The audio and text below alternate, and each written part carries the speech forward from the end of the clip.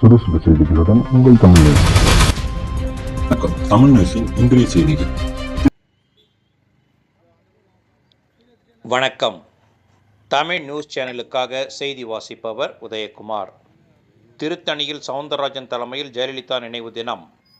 மறைந்த முன்னாள் தமிழக முதல்வரும் அதிமுக பொதுச் செயலாளருமான ஜெயலலிதாவின் 8ஆம் ஆண்டு நினைவு தினம் தமிழகம் முழுவதும் அனுசரிக்கப்பட்டது.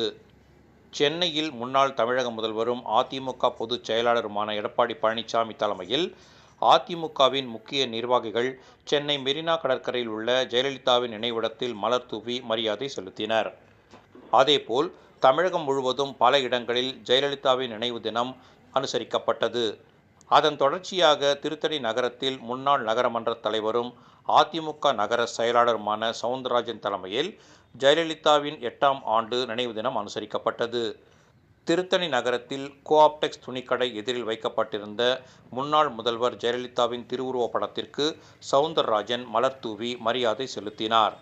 நிகழ்ச்சியில் நகர துணை செயலாளர் ரகுநாதன், நகரமன்ற உறுப்பினர் கவிதா ஏமாதிரி, வட்ட செயலாளர்கள் தாமு, பிரதீப், ஆட்டோ பெருமாள், ஹேமகுமார், வழக்கறிஞர் விஷ்ணு, அதிமுக முக்கிய பிரமுகர் எல்.டி. ராஜ்குமார், முத்துப்பாண்டி உட்பட பலர் கலந்து கொண்டனர். திருத்தணி நகரில் மாப்போசி சாலை, முருகப்பா நகர், காந்தி ரோட், மேல் திருத்தணி உட்பட பல்வேறு பகுதிகளில் அதிமுகவினர் மறைந்த முதல்வர் புரட்சித் தலைவி ஜெயலலிதாவின் திருவுருவப் படத்திற்கு மலர் தூவி மரியாதை செலுத்தினர். நிகழ்ச்சியில் அதிமுகவின் முக்கிய நிர்வாகிகள் பலர் கலந்து கொண்டனர்.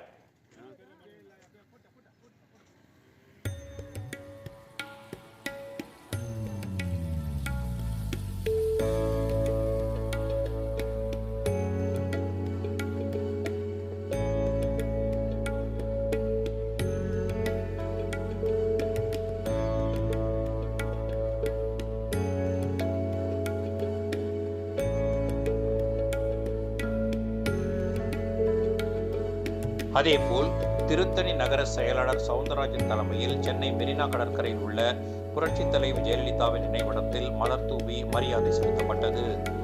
இந்நிகழ்ச்சியில் நகர துணை செயலாளர் ரகுநாதன் உட்பட அதிமுக முக்கிய நிர்வாகிகள் பலர் கலந்து கொண்டனர். புதுமையான செய்திகளுக்கு தமிழ் நியூஸ் சேனலை சப்ஸ்கிரைப் செய்யவும்.